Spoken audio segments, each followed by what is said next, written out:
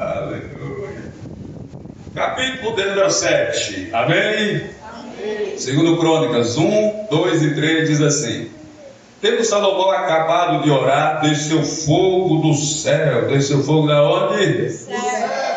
Isso. E consumiu o holocausto e o sacrifício, e a glória do Senhor encheu a casa. Encheu o quê? A casa. Muito bem. Os sacerdotes não podiam entrar na casa do Senhor, porque a glória do Senhor tinha enchido a casa do Senhor. Todos os filhos de Israel, vendo descer o fogo e a glória do Senhor sobre a casa, se curvaram com o rosto em terra sobre o pavimento e adoraram e louvaram ao Senhor, porque é bom, porque a sua misericórdia dura para sempre. Senhor Jesus, muito obrigado por mais uma oportunidade de estarmos diante da Tua presença santa, majestosa e gloriosa. Abençoa cada um e a todos que aqui, meu Deus, se fazem presente. Revela a Tua graça, a Tua bondade, a Tua misericórdia. Fala aos nossos corações e nos enche com Teu Espírito e nos alimenta com a Tua palavra. Este é o meu pedido e a minha oração assim vem, e a todos abençoe em nome de Jesus. Amém. Deus abençoe. Pode sentar.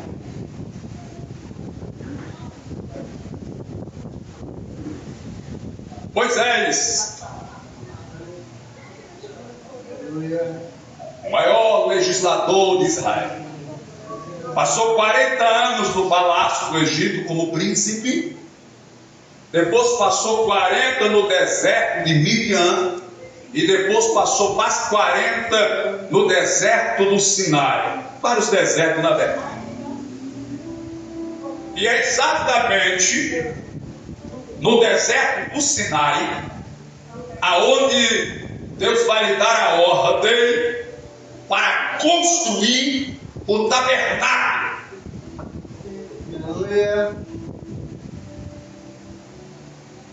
E o tabernáculo, onde seria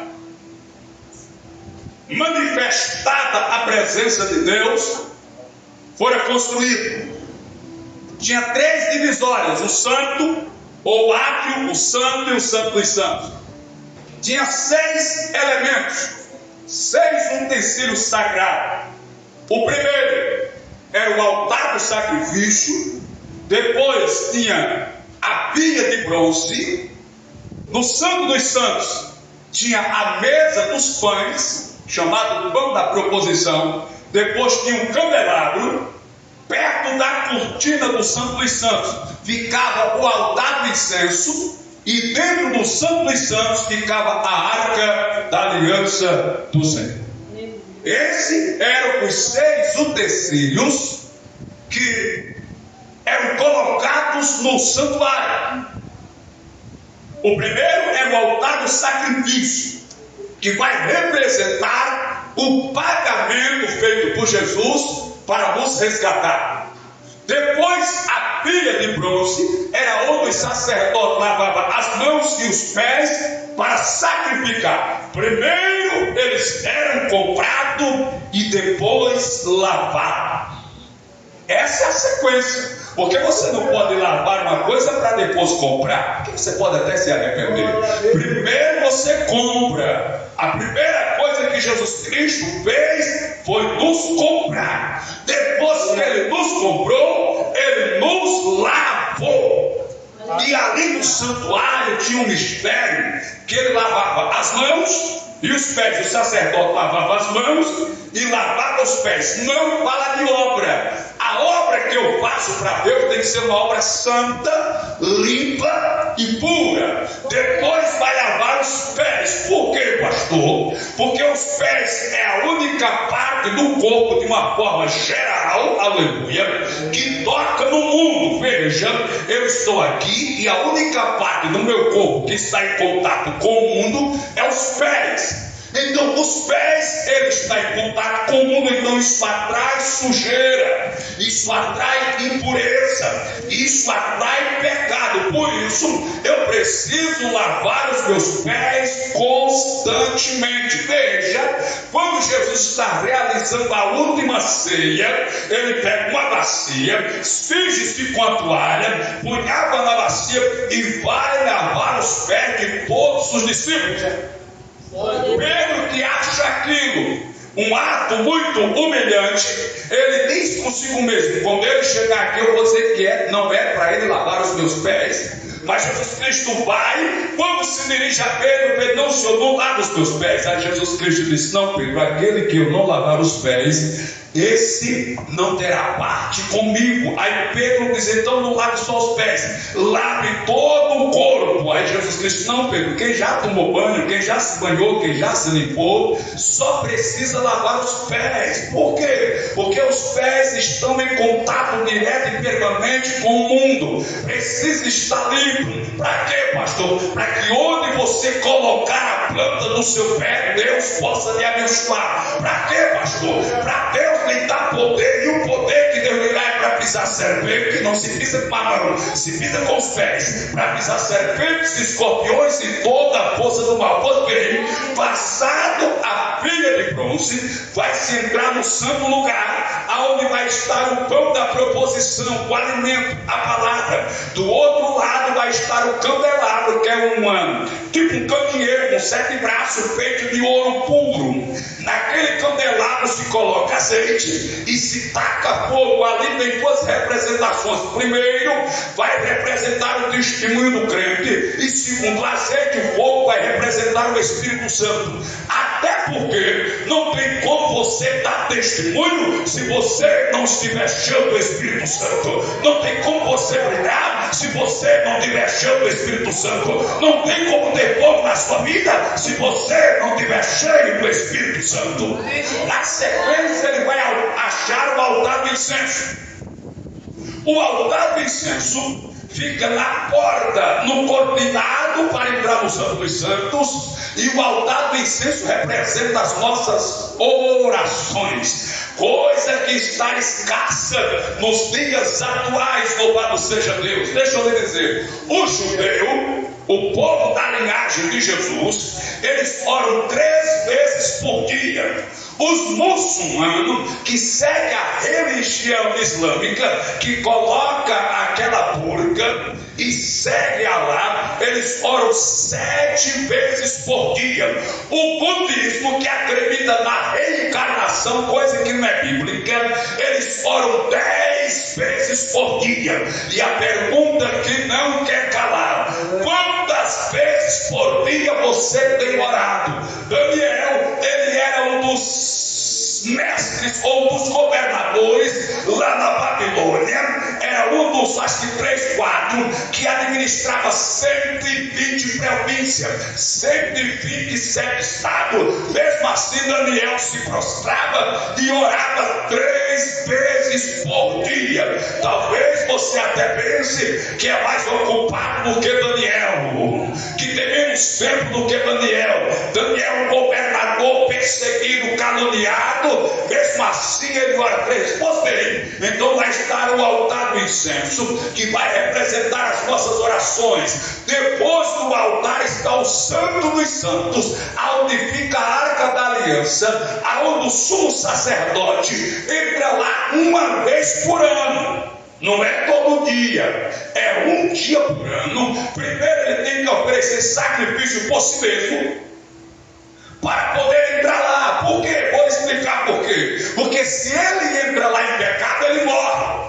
Por essa razão, quando ele entra naquele lugar, ele entra com uma corda amarrada na cintura, a sua vestimenta está cheia de badalos, de sinos pendurados, aleluia, na borda do seu vestido. Por quê, pastor? Aleluia. Eu já disse, ele entrava com uma corda amarrada na cintura, porque ele poderia morrer. Então, se ele morresse, as pessoas não podiam entrar, então tinham que arrastar ele de lá para fora. Também existiam mais 2 possibilidades.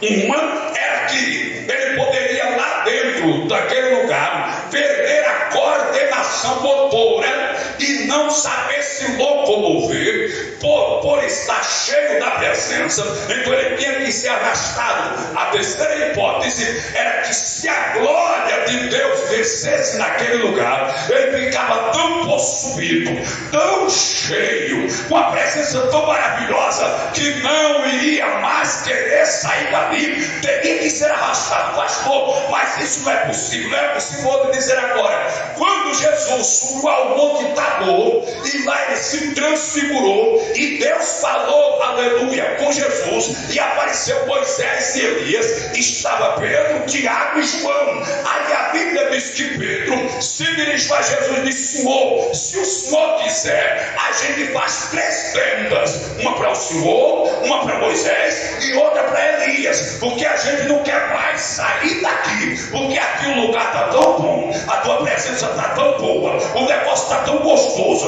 o negócio está tão maravilhoso. Quando você vê um crente na igreja preocupado com o horário, preocupado porque a série está já começando e ele quer ver o último capítulo da novela, é porque ele não está sentindo, não está recebendo, não está presenciando, não está percebendo a presença de Deus, porque aquele que está na presença de Deus e sente a sua glória não quer sair. Pois bem, então ele tem que estar abalado para ser arrastado, para ser tirado dali, porque ele poderia não querer sair. Então ele entrava uma vez por ano no Santo dos Santos. E veja que no cortinado ficava o altar do incenso, que representa a oração. É o último degrau para você entrar de forma plena na presença de Deus. Primeiro você é comprado, depois você é lavado, depois você se alimenta, depois você dá testemunho, depois você ora. É o último passo para você entrar na presença de Deus. E assim era feito o templo, o tabernáculo, louvado seja Deus, com esses elementos. Mas aí uma coisa que vai chamar a minha atenção, não sei se vai chamar a sua, espero que também chame, é que no deserto Deus deu ordem para Moisés criar o tabernáculo para que ali fosse um lugar de adoração. Deixa ele vai sair daqui do ponto. Ser um lugar de adoração. Veja, eu estou falando de um povo que está no deserto, porque no deserto normalmente a gente reclama. Não diga que não é não, porque eu também reclamo, louvado seja Deus. Se faltar comida, você pode não dizer, mas você vai olhar, ixi, ovo cozinhado, não tem nem margarina sóia para pintar o ovo, meu Deus do céu. Feijão chile, não tem nem um machichezinho para colocar dentro do feijão, não sei, não gostei. Meu Deus, hoje vai ser puro, aí começa a reclamar. Aí você vem para a igreja, o sapato furou, a sandália focou, e teve que voltar em casa para colocar super bom para poder vir. Isso é deserto. Deserto é quando você está desempregado, deserto é quando você está doente, deserto é quando você está sendo perseguido, deserto é quando você está sendo humilhado, deserto é quando todas as portas se fecham, quando tudo conspira contra você. Aí neste ambiente chamado deserto, Deus vai dizer para Moisés: Moisés, levanta um tabernáculo no deserto para o povo me adorar. Eu quero que esse povo aprenda, Moisés, a me adorar no deserto, a me adorar na prova, a me adorar na luta, me adorar quando está desempregado e doente. Por que, Senhor? Porque se eles aprenderem a me adorar no deserto, na luta, na cova, na porrada, na perseguição, desempregado, doente, faltando tudo, imagina quando eu abrir a porta. Será se alguém está entendendo o mistério da noite desse dia? Deus não vai te abençoar para você ser um adorador. Deus vai te abençoar porque você já é um adorador. Mas bem, Moisés construiu o tabernáculo, passaram 40 anos no deserto, entram na terra prometida, Canaã. Aí vem o primeiro rei, Saul, depois tem Davi e depois Salomão. Cada um deles vai reinar sobre Israel 40 anos, e 40 vezes 3 dá 120.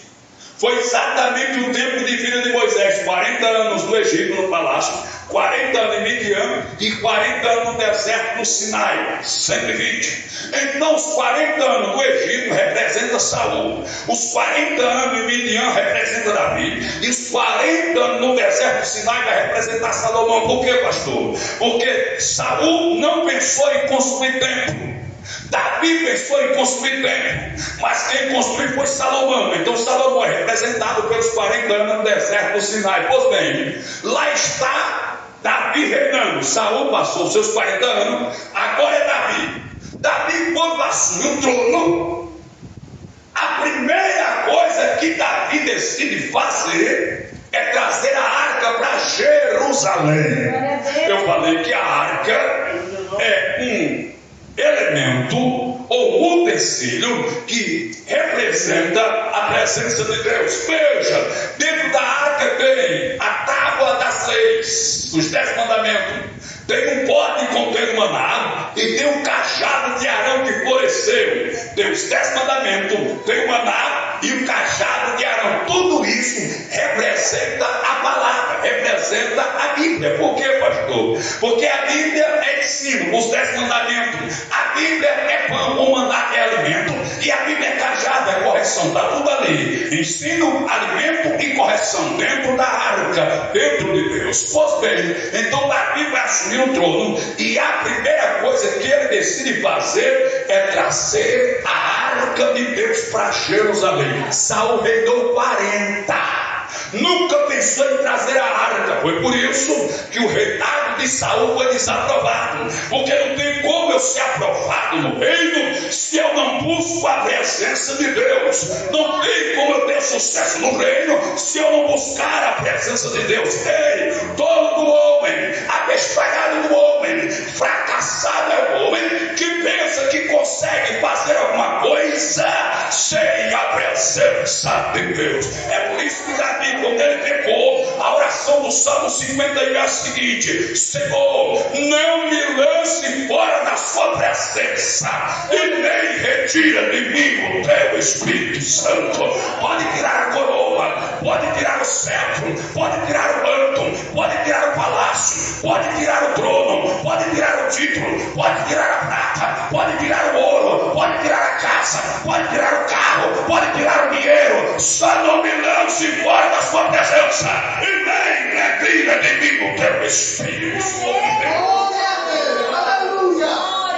Aleluia. Então Saul, 40 anos, nunca pensou em trazer a arca. Davi, no primeiro momento que ele assume o trono, ele já decide trazer a arca.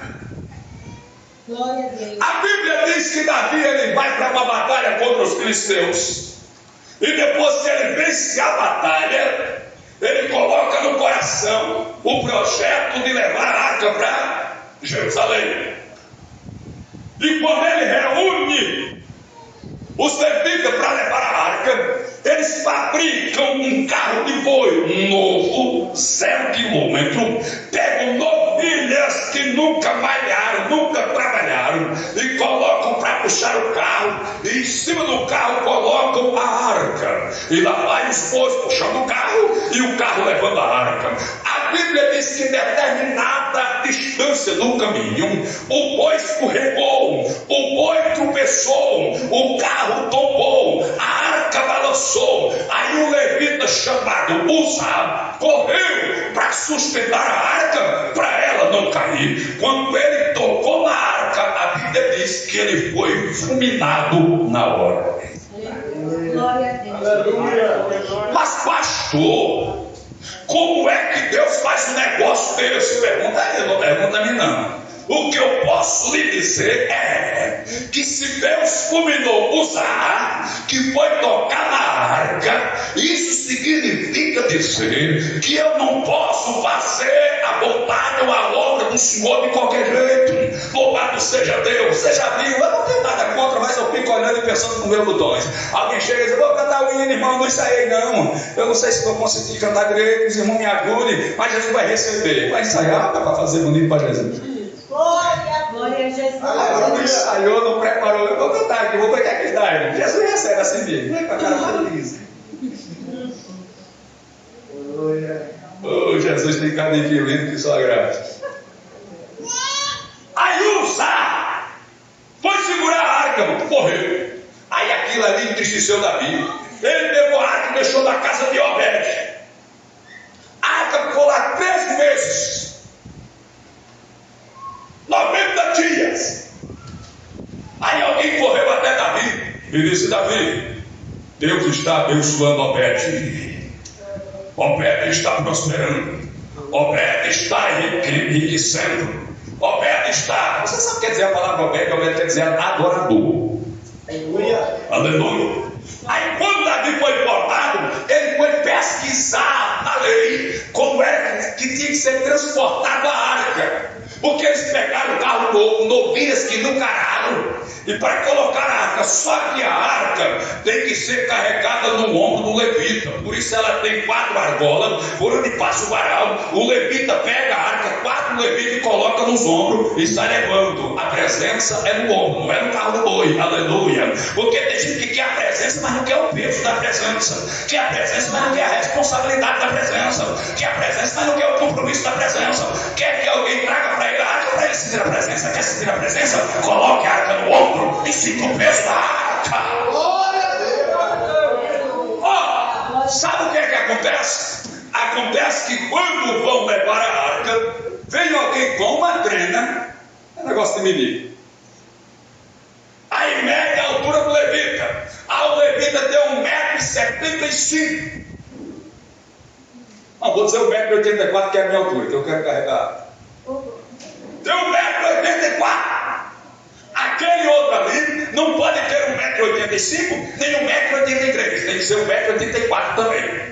Então vem dividir esse aqui. Esse aqui não pode ter 1,90 m, nem 1,80 m. Tem que ser 1,84 m. Da mesma forma, o quarto. Todos têm que ter a mesma altura. Ninguém pode ser mais alto, ninguém pode ser mais baixo. Pastor, e assim mesmo está na lei. Aí ele vai colocar a arca no ombro. Aí quando coloca a arca no ombro, a presença de Deus desce. Por quê, pastor? Porque não tem nem maior e nem menor. É todo mundo igual. Quando todo mundo entende que é cego, que é pó, que é cinza, que não tem ninguém maior nem melhor, aí a glória de Deus se revela, a presença da lei. O Deus opera, batiza, renova, faz milagre, opera, maravilha. Oh, glória! Eu estou sentindo a presença de Jesus, irmão. Glória a Deus. Aleluia. Aí Davi diz: como é que tem que ser feito? Aí diz: é do ombro do levita. Aí eles trazem o levita. Aleluia. Coloca a arca no ombro. Aí eles dão 6 passos.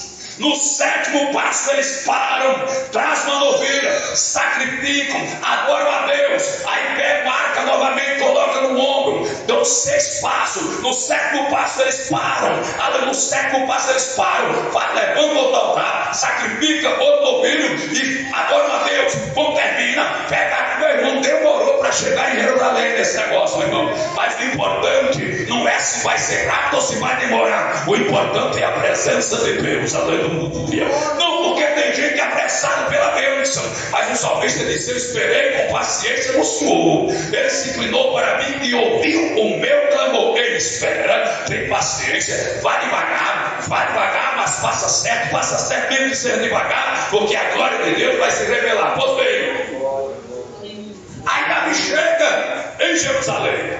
Quando ele chega em Jerusalém, a esposa dele, Mical, a Bíblia diz que ela está no palácio, abre a janela e começa a olhar o cortejo que vai entrando dentro da cidade. Todo mundo alinhado, o rei com uma veste especial para aquele momento, uma estola por baixo e a sua túnica real por cima. Todo mundo está enfileirado, mas a Bíblia diz que quando a arca de Deus entra em Jerusalém, que Davi contempla a arca entrando na cidade, meu irmão, aleluia. Ele esquece que é rei, ele esquece tudo, meu irmão, aleluia. Aí a vista ele começa a pular, a dançar e a bailar, porque a presença quando vem, meu irmão, o doutor, aleluia, esquece que é doutor. O acadêmico esquece que é acadêmico. O empresário esquece que é empresário. O rico milionário esquece que é rico milionário. Aquela irmã toda chique, toda alinhada, que entra, meu Deus, na igreja com aquele salto todo empinado. Eita Jesus, quando a glória desce, aliás que eu vi. Aí vem a presença, ela se esquece do salto, bota a sandália, quebra a corrente, quebra tudo. A maquiagem acaba com isso, fica borrada, mas ela não para de glorificar. Aí eu vejo, quando a arca entrou, ele banhou, pulou, dançou. Aí a Mical, que está lá em cima, olhou para Davi, está parecendo um vadio, está parecendo um doido, está parecendo uma pestañada, não é? Como é que está o rei? Não tem nem vergonha, louvado seja Deus. Aí a Bíblia diz que ela censurou, murmurou e reclamou de Davi balhando, mas eu prefiro Davi balhando na presença de Deus do que adulterando com Betsebá. Eu prefiro Davi balhando na presença de Deus do que mandando matar Urias. Eu prefiro Davi balhando na presença de Deus do que está querendo dançar a quadrilha junina. Eu prefiro Davi balhando do que está querendo beber cachaça, fumar cigarro e maconha. Eu prefiro Davi na casa de Deus balhando e pulando do que querendo pular carnaval. Você está entendendo o mistério dessa noite? E se você está nesse mistério, pode pular e adorar, porque você está na presença daquele que tem todo o poder nos céus e na terra. Louvado seja Deus. A história paralela da Bíblia diz que havia um levita que era ainda adolescente, 14 para 15 anos, e ele não podia exercer o cargo de levita porque só com 30 anos, e aos 50 se aposentava. Era 20 anos de serviço levítico. Começava com 30 e terminava com 50. Então tinha um jovem chamado Asaf, que quando viu a arca entrar em Jerusalém, viu o rei balhando, pulando, se enchendo. A história paralela à Bíblia diz certo pregador que ele passou um pitu, deu um drible no segurança do rei e correu para lá. Ele colocou a vida em risco, porque ninguém pode se aproximar do rei sem autorização. Alguém pode pensar que a pessoa está querendo matar o rei, então ele poderia ser assassinado, ser morto. Mas a história diz que ele deu um drible no segurança dos soldados, passou pelo meio, se abraçou com Davi e começou a pular, começou a balhar e a cantar. Louvado seja o nome do Senhor. Pois bem, Davi, depois de alguns anos, ele percebe que mora em uma casa bonita, chique, um palácio, mas a arca está em tenda feita de peles de cabra. E ele diz: eu moro em um palácio de marfim e a arca de Deus está em uma tenda de peles de cabra. Não, eu vou fazer uma casa para que nós possamos lá colocar a presença de Deus, a arca do Senhor. Aí ele chama o profeta Natan, na poegada, não lembro agora. Aí o profeta vem e ele fala o projeto, diz o propósito. Aí o profeta: Deus é contigo, passa, porque eu também ia dizer que Deus estava no negócio. Mas aí a palavra veio ao profeta e ele disse: vá lá e diga para Davi que não é ele que vai construir a casa, porque ele derramou muito sangue, na mão dele tem muito sangue, mas o filho dele, aqui eu vou levantar, irá construir. Aí depois que passa Davi, vem Salomão. Salomão vai ser o homem que vai estar com a responsabilidade de construir o templo, a casa, para ali ser colocada a arca do concerto, a arca da aliança. Ele passou 7 anos para construir. 7. Quando ele decide colocar o projeto em desenvolvimento, ele quer dar o melhor. E ele se preocupa com todos os detalhes. Diz certo pregador que ele se preocupou também com o louvor que ia ser cantado no dia da inauguração do templo. Ele disse: eu quero o melhor. Quem é o melhor cantor, músico e compositor? Aí disseram: temos muito, porém o melhor já está aposentado. Qual é o nome dele? É o Asaf. O Asaf já se aposentou, já está com quase 60 anos. Ele já está aposentado. Ele não toca mais, não compõe e nem canta. Mas ele é o melhor? É o melhor. Então eu quero ele. Mas a lei diz que ele só pode trabalhar até os 50. E ele já está aposentado. Então ele não pode mais compor, nem tocar e nem cantar. Mas eu, o rei, estou dizendo que eu quero que ele venha tocar, compor e cantar. Mas a lei, mais do que está na lei, quem está falando sou eu, rei. A lei está dizendo que ele não pode mais, mas eu, rei, estou dizendo que ele pode. Alguém olhou e disse: não canta mais, não prega mais, não adora mais, não serve mais, não vai mais fazer, não vai mais adorar, não vai mais cantar. Mas eu, rei, estou dizendo que estou chamando, vou levantar e vou usar. Aí alguém vai atrás de Asaf. És tu, Asaf? Sim, meu rei, sou meu Asaf. Vamos dizer que tu toca muito bem, compõe e canta muito bem. Eu tive um professor muito bom. Quem foi o seu professor? Foi Davi, o seu pai. Ele recebia a inspiração do Espírito Santo e a gente compartilhava ali. Não sei se eu sou tão bom, mas eu tento dar o meu melhor. Você, Asaf, vai estar com a responsabilidade de preparar o hino, porque tem que ser algo inédito, algo nunca visto, algo novo, para ser cantado no dia da inauguração do templo. Você tem 7 anos para preparar.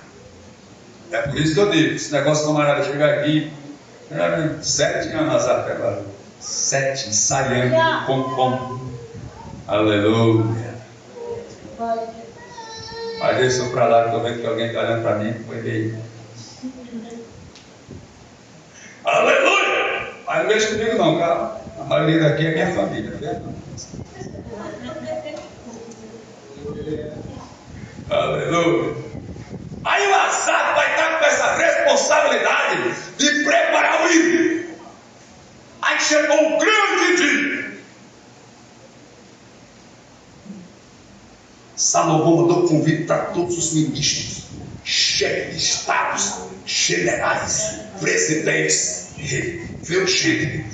Alguém disse que tinha cerca de 4 milhões de pessoas no dia da inauguração. Já pensou? Maceió não tem nem 1 milhão de habitantes e é a capital. Alagoas, na verdade, só tem 3 milhões.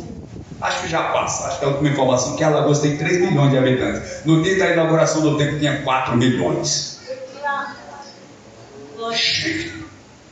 Chegue para ver a inauguração. Topou, lotou, gente, em volta, gente. Aí chegou o grande momento. Salomão vai sacrificar 22 mil bois, está na Bíblia. 22 mil bois, 120 mil ovelhas. Não sei se sacrificou aves ou alguma coisa mais, mas só que você tem uma ideia como era a gente que era para alimentar o povo. 120 mil ovelhas e 22 mil bois. Aí chegou a hora da canção inédita. Asaf pega a batuta que ela vai ali do maestro, vai para frente da banda, da orquestra, dá o tom para os músicos e para as vozes do coral e começa a cantar. Pois se você, eu li aqui no 2 Crônicas, se você ler também no livro dos Reis, você vai ver que a glória, está escrito, a glória encheu o templo. Foi glória. Foi glória. Em uma passagem diz que eles caíram de joelhos. Em outra passagem diz que eles não conseguiam entrar no templo porque a glória tomou conta do lugar. Aleluia. Irmãos, eu penso que quando Asaf terminou a apresentação, foi 5 minutos de aplauso. E o povo não queria parar não aplaudindo, sentindo a presença, sentindo a graça, sentindo a glória, sentindo o azeite, sentindo a unção. Aleluia, louvado seja Deus. Para você ter uma ideia, a história é paralela. Diz que há cerca de, parece que 2, 3 quilômetros em volta do templo, aonde tinha um doente, a presença veio tão forte que todos que estavam em volta do templo a 3, 4 quilômetros foram curados pela presença que desceu no recinto. Aleluia. Porque não é o pastor, ai daquele pastor pastor besta, aquele pastor que acha que é alguma coisa, que diz que curou, que libertou alguém, foi nada, rapaz. Quem curou foi a presença, quem libertou foi a presença, quem levantou foi a presença, quem restaurou foi a presença. Quando a presença vem, não precisa de cantor, de pregador. Já foi cantado aqui, meu irmão. Não tem cantor, não tem pregador, não tem pastor de nome formado, modelão, diploma na parede, doutor, divindade, PhD. Quem faz é a presença, quem cura é a presença, quem levanta é a presença, quem restaura é a presença, quem alegra é a presença, quem liberta é a presença, quem perdoa é a presença, e a presença que sabe levantar. Oh, glória! Gostei? Terminou o culto, aquela festa poderosa, todo mundo sai da inauguração. Quem sabe um vai para a pizzaria, outro vai para a churrascaria, outro vai para a casa do parente, que veio de longe, tem um parente ali, prepararam o churrasco, e todo mundo se dirige e pega os seus carros, os camelos, suas carruagens, e sai. Por fim, lá vai o Asaf. O Asaf já está com quase 70 anos de idade. Ele é levita. E levita, segundo a lei, levita não tem direito à terra. Ele só tem direito à casa para morar. Uma cidade, parte urbana para eles morarem. Ele não tem direito à terra, ele não tem rebanho de gado, não tem rebanho de ovelha. O trabalho deles é só fazer a obra do Senhor. Eles vivem daquilo que os judeus, que o povo de Deus traz para o templo. Os dízimos, as ofertas, as contribuições. Eles esperam que alguém traga alguma coisa para eles sobreviverem, porque todo o trabalho deles é a obra do Senhor, é a casa de Deus. Então o Asaf não tem carro. A roupa que ele usou era a roupa que o pai dele, o avô, o bisavô, o tataravô usou ali para fazer o serviço da casa de Deus. E todo mundo sai, todo mundo vai-se embora, e o Asaf fica sozinho. Não tem ninguém com ele. Todo mundo parabenizou e tudo, mas cada um seguiu para o seu canto, foi para a sua festa, para o seu churrasco, e ele passa olhando o povo festejar, o povo celebrar e comemorar, e ele vai para casa, triste. Quando ele chega em casa, a sua esposa está com idade avançada, adoecida em cima da cama. Ele tem 4 filhos. Um dos seus filhos é doente acamado. Não anda, fica lá estático na cama. Os outros 2, ou os outros 3 filhos, não querem muito negócio com a obra, porque tem que é muito sofrimento, é muita humilhação.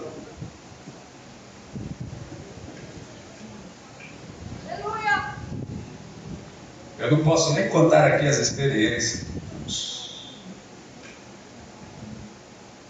Quando ele chega em casa, a esposa está aguardando.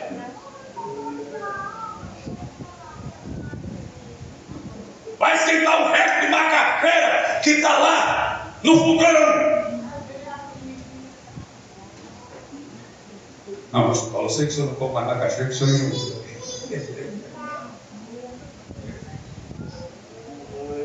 Vai lá para a geladeira.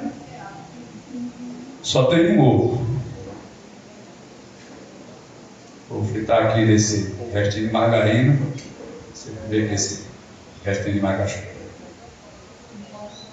Ela olha para ele e pergunta como é que foi lá o culto. Foi uma bênção. Deus fez presente. Quem estava lá por perto do templo foi curado. Aí ela olha para ele e diz: por que Deus não enviou a sua presença aqui em casa para curar também o nosso filho que está ali?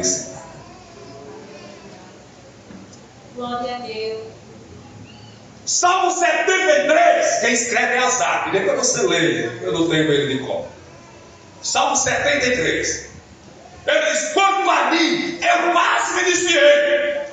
Salmo 73 é de Asaf. Dessa personagem que eu estou vendo. Eu Porque eu olhei para os ímpios, tem fartura, vivem em paz, tem saúde, tudo é favorável para eles. Eles não têm aperto na sua vida, tem tudo a favor. Eu quase me desviei, quase parei de fazer a obra, quase abandonava tudo. Aí no final do texto diz, mas eu entrei no tempo. E quando eu entrei no tempo, glória a Jesus. Porque o segredo, meu irmão, é não sair da presença de Deus. Quando a Bíblia diz, não sabeis vós que sois santuário de Deus, e que o Espírito de Deus habita em vós, a Bíblia está dizendo que eu e você podemos a todo momento sentir a presença do Espírito Santo de Deus. Porque quantas vezes você já pensou em largar o esposo, abandonar a esposa, largar a família, pedir demissão do emprego, sumir do mundo, se matar, tirar a própria vida, porque não está suportando mais, não está aguentando mais, às vezes passa humilhação, necessidade, mas nessa noite quer ter paz na vida, se encha do Espírito Santo de Deus. Aleluia. Se ocupe na obra do Senhor. Talvez você esteja com um azar, querendo se aposentar, querendo parar, querendo pendurar a chuteira e dizer, Senhor, eu não quero mais, eu não vou mais fazer. Mas o rei nesta noite vai te chamar e vai te dizer, eu ainda conto com você, eu ainda preciso de você, eu ainda tenho uma tarefa para você, eu ainda tenho uma missão para você, eu ainda quero te levantar, eu ainda quero te capacitar, eu ainda quero te usar, eu ainda quero fazer, eu ainda quero mostrar que sou teu na tua vida. Será se alguém nessa noite está à disposição do Rei dos Reis, dos condutores, que vai te levantar, vai te chamar, vai te tirar da sarjeta, vai te tirar do motor do lixo, do esquecimento, da humilhação, e vai te dar uma nova tarefa, vai te dar uma nova chance, vai te usar novamente, vai te capacitar novamente, e através do teu louvor, através da tua adoração, através da tua canção, através da tua obra que vais fazer para o Senhor, a glória de Deus vai se revelar, vai se manifestar, a presença de Deus vai descer, o enfermo vai ser curado, o triste vai se alegrar, o vazio vai ficar cheio, o caído vai se levantar, o desanimado vai se animar, e aquele que estava querendo parar e desistir vai dar um pulo e vai marchar, e não interessa se na frente vai ter uma vermelha, ele vai passar, se tiver o deserto ele vai passar, se tiver uma portaria ele vai passar, se tiver cova de leão ele vai passar, se tiver Senaqueribe, Nabucodonosor, Herodes, Faraó, o gigante Golias, Satanás de Chucaveiras, Zé Felipe, Tangarua, Maria Padilha, o inferno, seja quem tiver a graça. Vai vir. Estou sentindo Jesus na casa. A glória de Deus está descendo na casa. A presença de Deus está descendo na casa. A unção de Deus está vindo na casa. E se nesta noite tem algum vaso que está na disposição para receber azeite, é só abrir a boca, porque eu sou o Senhor teu Deus, que te tirei da terra do Egito, da casa da escravidão. Abra bem a sua boca e eu te encherei. Quando ele te encher com a presença, você não vai mais se preocupar com o mundo, se preocupar com o pecado, não vai mais sentir angústia nem tristeza, vazio, vontade de morrer ou de sumir. Você vai ser cheio, vai ser cheio, vai ser cheio. Oh, como é bom ser de Jesus, como é bom sentir a presença de Deus, como é bom estar na casa. Veja, aqui não tem um trio parada dura, tocando forró, pé de servo atrás da pé. Aqui não tem ninguém famoso, Zé de Camargo, Luciano, ou quem sabe Michel Teló, Ivete Sangalo ou Cláudia Leite. Mas aqui está a presença de Jesus Cristo de Nazaré, a presença do Espírito Santo. Aleluia. Aqui não tem estrela, aqui não tem ninguém famoso, aqui não tem artista de Hollywood da Rede Globo, mas Jesus de Nazaré está na casa.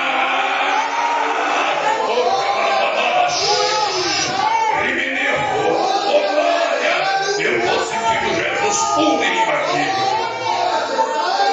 Aleluia.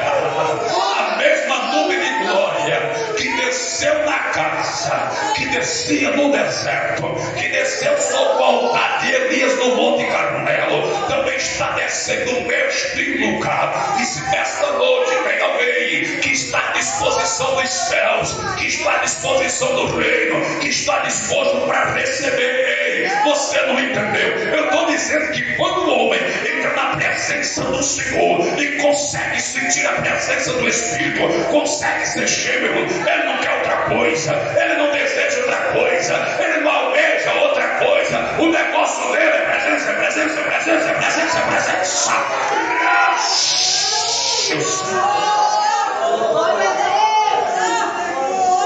Oh glória! Dizem que um pai da igreja, um dos pais da igreja, eu não lembro o nome dele agora, mas diz que ele era um homem que não devotado ao Senhor, ele era tão dedicado às coisas de Deus, que um dia, aleluia, o Senhor apareceu para ele e disse: meu filho, diga o que é que você quer, diga o que você precisa, diga o que é que eu faço com você, pode falar que eu te dou agora, eu faço agora, o que é que você quer? Aí ele disse assim: eu não quero nada, o que eu quero é só a tua presença, eu não quero nada mais além de ti. Aleluia. Lembra que quando Pedro e João vão entrar no templo às 3 horas da tarde e tem um paralítico na porta pedindo esmola, e ele olha para Pedro, olha para João e diz: dá-me uma esmola. Aí Pedro toma a frente e olha: nós não temos prata, muito menos ouro, mas o que nós temos, aleluia, o que nós temos, aleluia, isso nós vamos te dar em nome de Jesus de Nazaré. É por isso que quando o Tomás de Aquino foi visitar o Papa Inocêncio, chegou na igreja, o Papa Inocêncio chamou Tomás de Aquino e disse: Tomás de Aquino, agora a gente não precisa mais dizer como Pedro e João que não tem ouro nem prata, porque agora a igreja está rica, a igreja tem muita prata, a igreja tem muito ouro, a igreja tem terra, a igreja tem propriedade, a igreja tem riqueza, a igreja tem prédio, a igreja tem banco, a igreja está rica, a igreja está abastada, a gente não precisa mais dizer como Pedro e João que não temos prata nem ouro. Aí Tomás de Aquino disse: é tudo bem, eu sei que hoje a igreja pode dizer que tem prata e ouro, tem prata e ouro, mas não tem o levanta que anda. Do que adianta prata, do que adianta ouro, do que adianta riqueza e não tem a presença de Deus. Será que alguém está entendendo o despertador desse dia? Salomão deu 120 ovelhas, Davi 12 mil boi, e Deus deu presença, Deus deu presença, Deus deu presença, Deus deu presença, Deus deu unção, Deus deu graça, Deus deu azeite. Ei, quando a presença de Deus vier na tua vida, porque você não vence a tentação com dinheiro, você não vence a tentação com diploma, você não vence a tentação com anelão no dedo, você não vence a tentação com fama, com destaque, não. Você vence a tentação se estiver cheio, cheio, cheio, cheio, cheio.